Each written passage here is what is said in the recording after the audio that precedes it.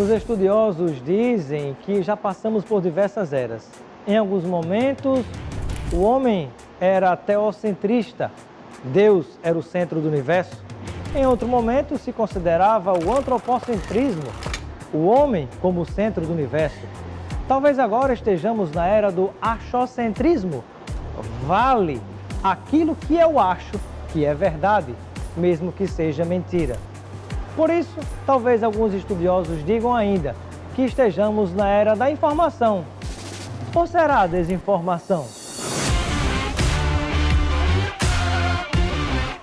Olá, eu sou Robson e estou aqui para convidar você a fazer parte desta comunidade de pessoas que querem ser bem informadas, com conteúdo ético, de qualidade, democrático, que vai incentivar o bom debate que a sociedade precisa fazer.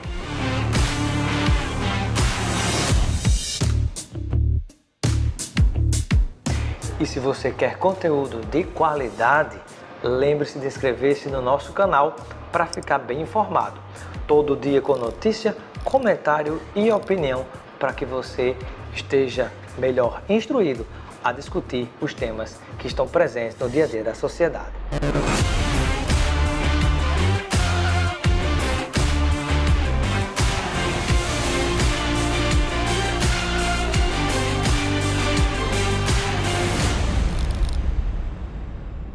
No programa de hoje, vamos conversar com o David Bacelar. O David Bacelar, que está aqui conosco, ele é presidente da FUP, a Federação Única dos Petroleiros. E conosco vai falar a respeito dessa sequência, que parece que não termina mais, de aumentos dos combustíveis, da gasolina, do diesel. Incrivelmente também, que não tem nada a ver uma coisa com a outra, aumento do álcool, do etanol. Vamos falar sobre tudo isso e essa mentira, essa conversa fiada de dizer que a culpa é do ICMS, é dos estados, né? Então vamos falar sobre e o impacto também que isso causa nos outros setores da nossa vida e da economia. Seja bem-vindo, David Bacelar, ao nosso Espaço Cidadão. Olá, Robson. Olá a todas e todos que estão nos acompanhando aqui no Espaço Cidadão. É sempre um prazer estar aqui, tendo a possibilidade e a oportunidade de compartilhar algumas informações que, infelizmente, nós não vemos aqui em todos os lugares. Pois é. David, e eu começo pedindo para você esclarecer para quem está nos acompanhando na televisão, na internet, por que está havendo uma sequência tão grande de aumentos no preço da gasolina? Bem, Robson, essa é uma pergunta importantíssima, porque as pessoas acabam sendo induzidas ao erro de acreditarem que o problema é o ICMS. E lembrando que o ICMS, em boa parte dos estados do nosso Brasil, não tem reajuste. Eu, por exemplo, estou nesse momento na Bahia e aqui o ICMS está com 25%, por 25%, há mais de 10 anos. Então, se os combustíveis estão aumentando, a culpa não é do ICMS, porque o ICMS não está aumentando. Então, o que é que está aumentando? Nós sabemos que a política de preço dos combustíveis, que hoje é aplicada pela Petrobras, ela foi implementada em outubro de 2016. Na época, Pedro Parente na presidência da Petrobras, Michel Temer na presidência da República. E lá eles implementaram o famoso PPI. O que é isso? É o preço de paridade de importação. E o PPI, na verdade, Robson, ele se baseia em 3 vetores principais que influenciam nos preços de todos os derivados de petróleo. É o preço do barril do petróleo no mercado internacional, a variação do dólar e custos logísticos e tributários de importação de derivados, mesmo o Brasil sendo um país autossuficiente em petróleo, com mais de 90% do petróleo refinado aqui sendo nacional, mesmo o Brasil tendo refinarias para refinar esse petróleo, e mesmo o Brasil não sendo um grande país importador de derivados por conta dessa condição que a gente acabou de dizer. Então, os combustíveis estão subindo muito porque a Petrobras utiliza essa política de preços que fez com que, por exemplo, de janeiro a agosto desse ano, a gasolina subisse 51% nas refinarias. O diesel subisse 40% nas refinarias.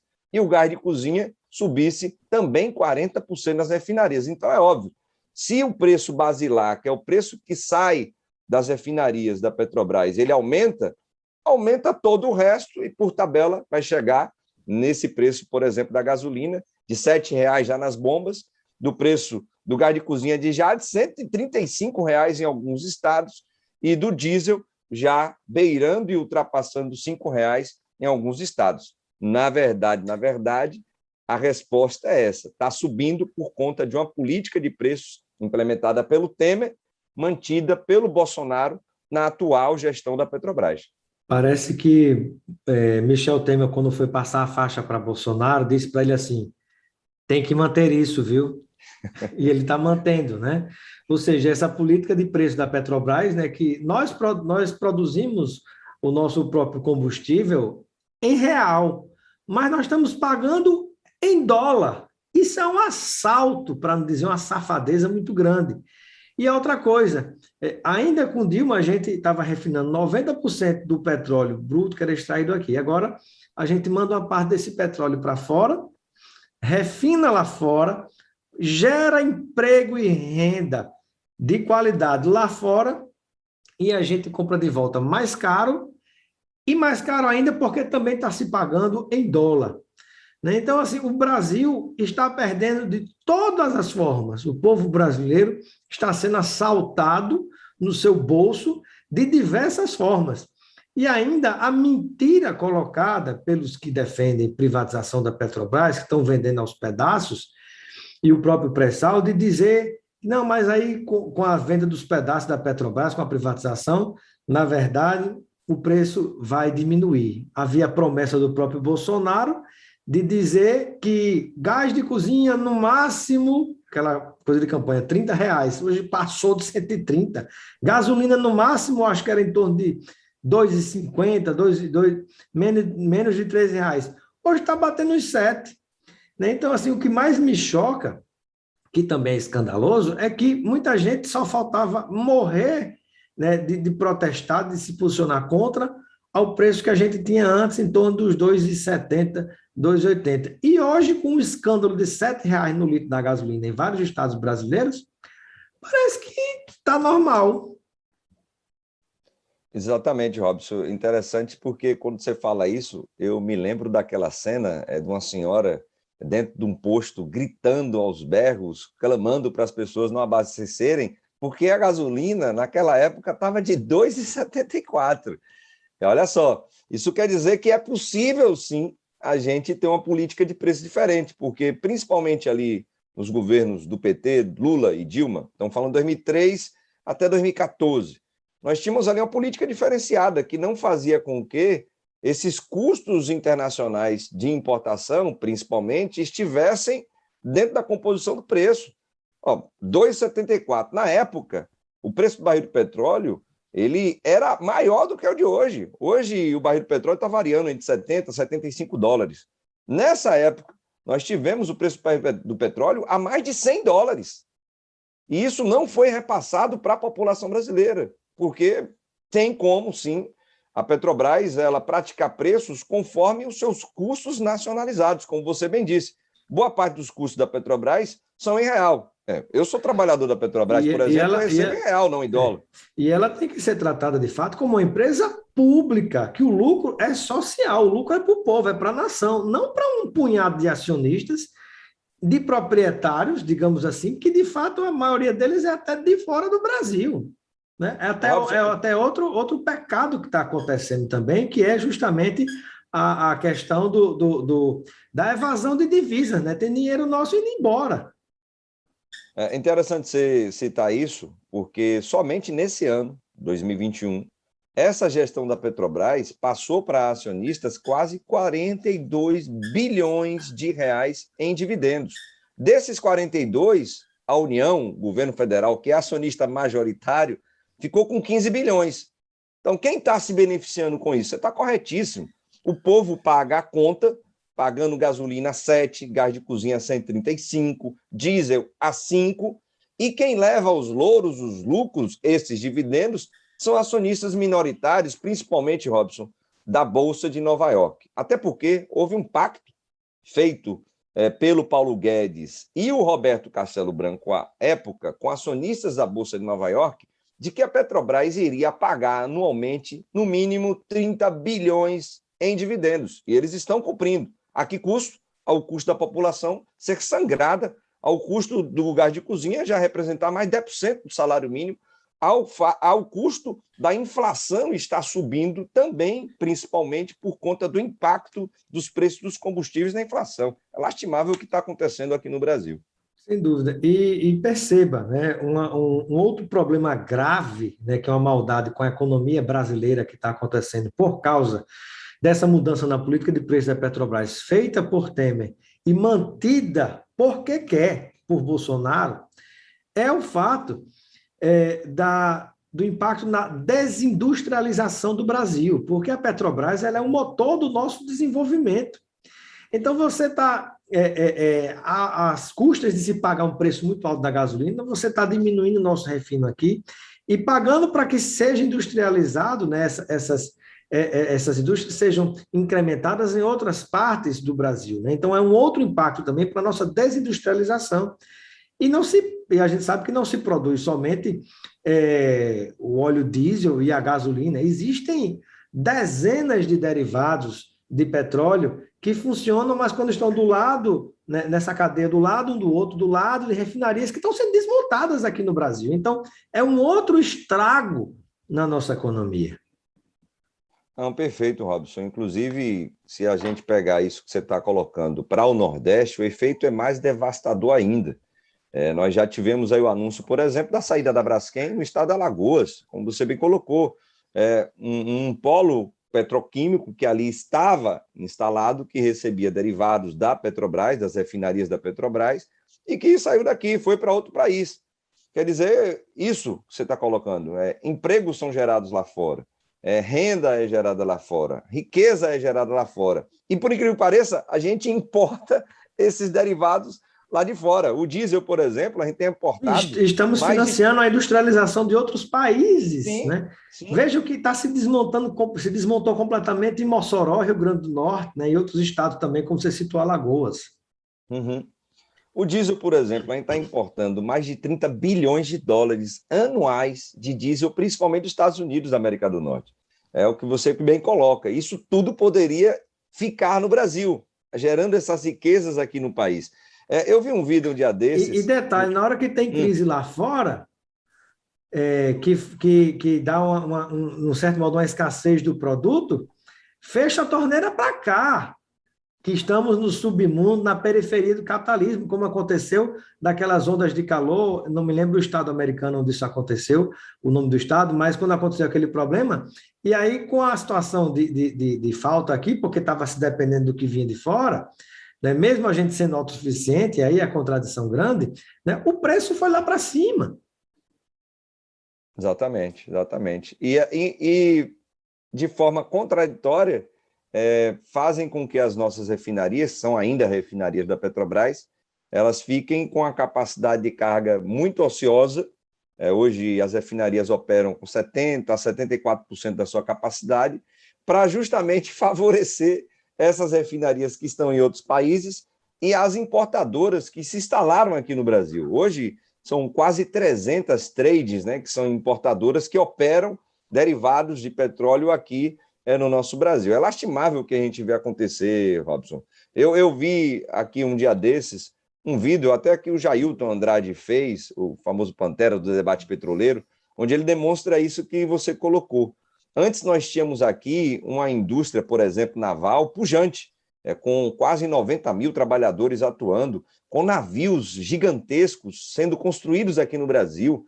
Lembro-me aqui da Dilma inaugurando o navio Zumbi dos Palmares, um gigantesco, feito em Pernambuco. Eu conheci, fiz um sobrevoo de helicóptero a convite do então governador, o saudoso Eduardo Campos, que era o governador de Pernambuco na época, né? Fiquei impressionado porque naquela ocasião tinha um navio já pronto, tinha um navio em construção, veja só, estaleiros no Brasil, e você tinha a refinaria, Abreu e Lima, o polo petroquímico e ao redor a história dos empregos que eu falei, né? 127 indústrias funcionando.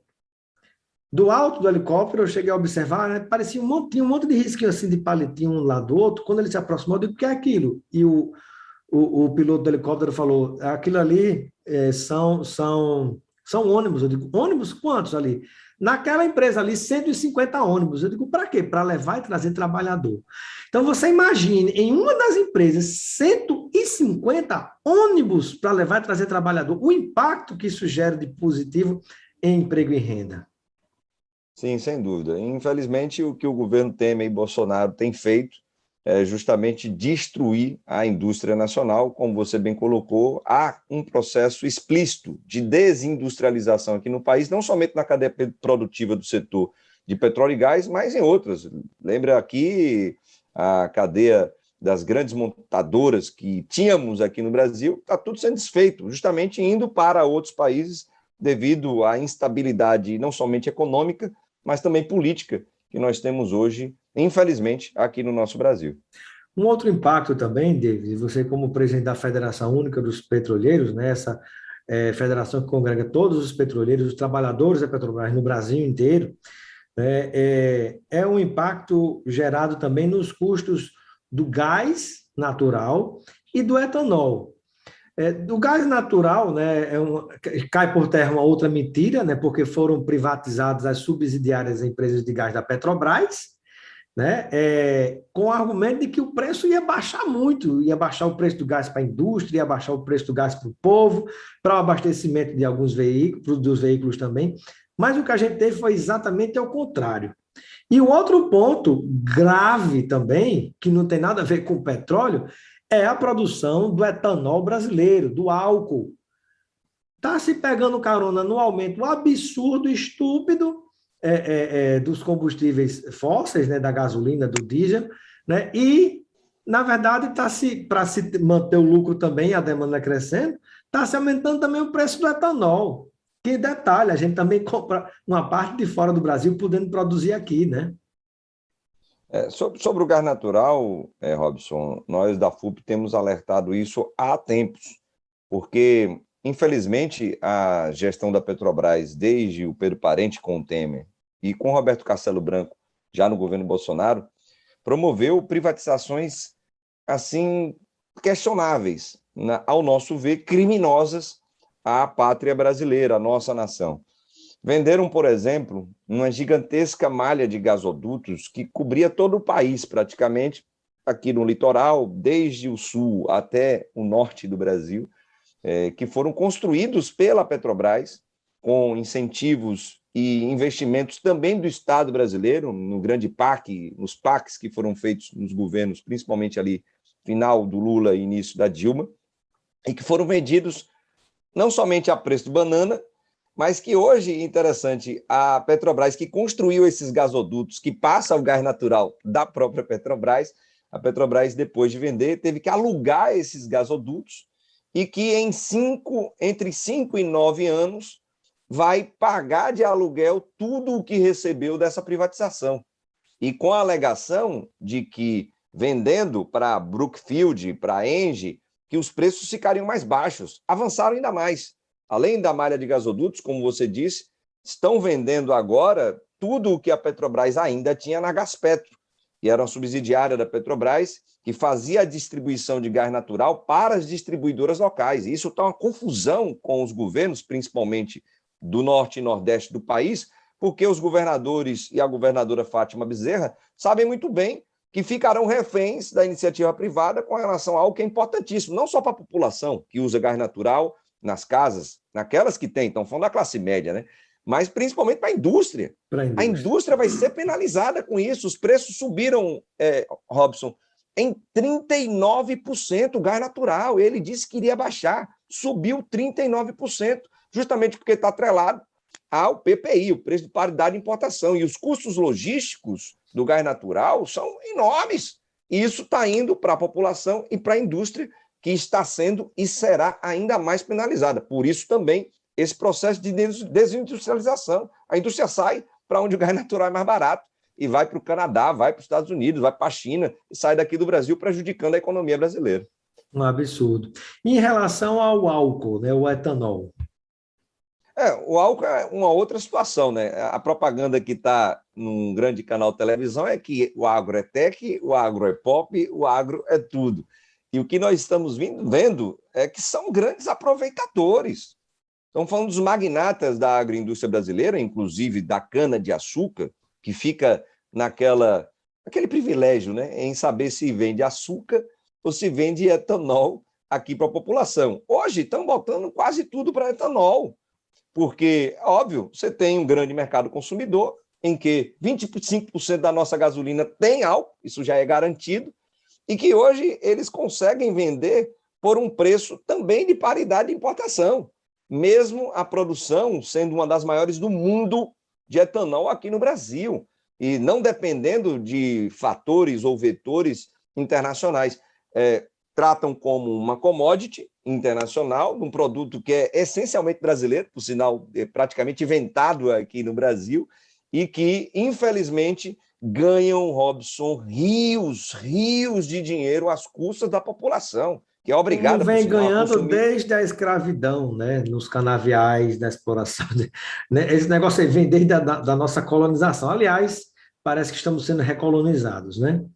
Infelizmente. E uma outra coisa que eu gostaria que você falasse, David, é sobre essa mentira, né? Você já citou, já citamos aqui alguns exemplos, essa mentira da história de que privatizando, vendendo os pedaços, o preço cai. Já demos alguns exemplos aqui de como isso é mentira. Mas muitas vezes se fala isso dizendo que é porque vai haver concorrência, aí você vende uma refinaria. Aí vende-se uma refinaria na Bahia, por exemplo, de petróleo. Aí quando você vende essa refinaria, a gente fica imaginando, não, então deve surgir uma outra empresa que vai construir uma outra refinaria para concorrer com essa refinaria e refinar mais barato e gerar concorrência. É outra mentira estúpida, né? E é uma mentira que está sendo desmentida agora não somente pela FUP. A FUP, o INEP, que é o Instituto de Estudos Estratégicos do Setor de Petróleo e Gás, tem dito o que irei falar agora. O BNDES está dizendo isso. A ANP está dizendo isso.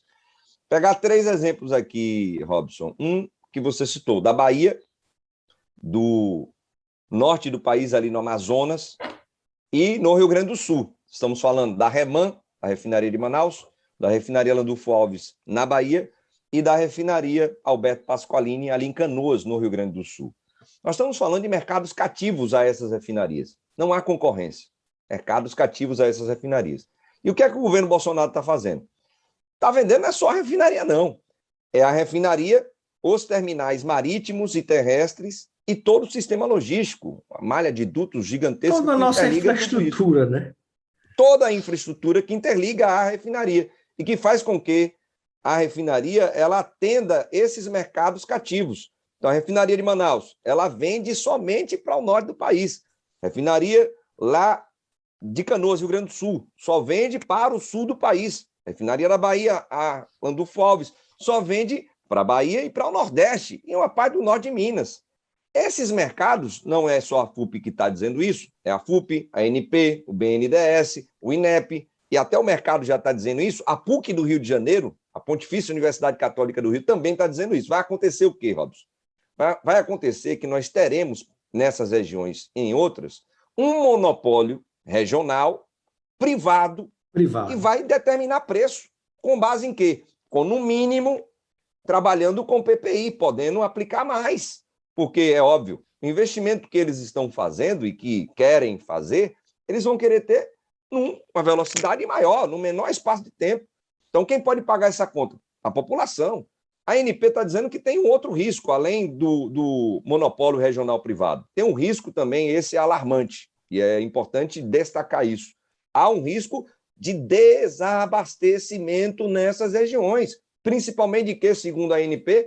Principalmente de gás de cozinha. Por quê? Porque a margem de lucro é baixa e esse investidor pode dizer, não vou produzir gás de cozinha, vou produzir agora, outro derivado, né?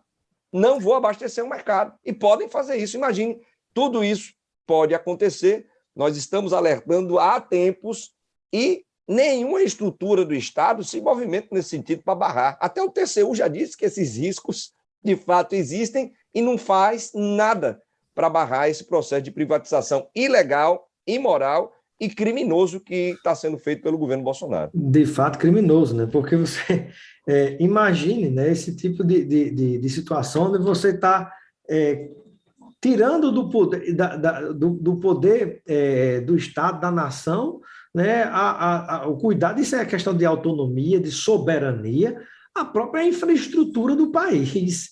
É algo tão escandaloso, mas que, infelizmente, essa informação correta não chega para a maioria das pessoas, né? E com um detalhe também no seguinte, né? Um governo que se diz defender a família, como o impacto disso que está se fazendo, está também destruindo muitas famílias brasileiras. De que forma? Vou dar exemplo. Você tem no Rio Grande do Norte, você tem na Alagoas, você tem vários lugares onde os espaços da Petrobras estão sendo desmontados, e aí você tem, por exemplo, o marido é policial militar, um emprego estadual, e a esposa é da Petrobras, ou ao contrário. Aí o sujeito é transferido lá para o Espírito Santo ou para o Rio de Janeiro. Pai de família e tudo isso. E aí como é que fica a família? Né? O esposo ou a esposa vai renunciar ao emprego que tem em outro estado para poder acompanhar o outro, o casal, a família vai se desfazer, vai se destruir. Então, até esse impacto nas famílias brasileiras ligadas ao sistema Petrobras está se sofrendo também, né? Um dilema terrível e cruel. O governo, infelizmente, Robson, ele não se preocupa, né, com o trabalhador, e isso é explícito pelo próprio presidente da República, e muito menos com as famílias. A expectativa que nós temos é de que tenhamos mudanças na conjuntura que possam trazer de volta o que nós tínhamos, né? Que era geração de emprego, geração de renda, soberania nacional, soberania energética, que, por sinal, estamos passando por uma das piores crises energéticas do país e que irão desembocar, segundo quase todos os especialistas da área, num apagão no final do ano ou início do ano 2021. Esperamos que um governo novo possa reaver aquilo que nos foi roubado, usurpado por esse governo que está beneficiando só o capital financeiro internacional que está vindo comprar aqui a preço de banana os nossos ativos que foram construídos com recursos do povo brasileiro. Pois é, né? Numa entrevista que fiz com o Hildo Sauer, né, que foi um dos grandes diretores da Petrobras, né, engenheiro físico nuclear, e também com o Guilherme Estrela, que foi o descobridor, né, o homem que chefiou a equipe descobridora do pré-sal, eles falando que a Petrobras já trabalhava uma transição energética, inclusive que deixaria de ser colocada para o público nacional e internacional como uma empresa de petróleo e gás, mas se colocando como uma empresa, mais do que isso, como uma empresa de energia, né? Incentivando aí polos na área eólica, na área das fotovoltaicas, a energia solar, né? E até isso, né, você para ver como é que essa situação fica, porque é interessante quando a gente fala, não, mas a iniciativa privada, sobretudo esses recursos internacionais, vão investir. Mas uma coisa é você investir naquilo que está prontinho, bonitinho, funcionando.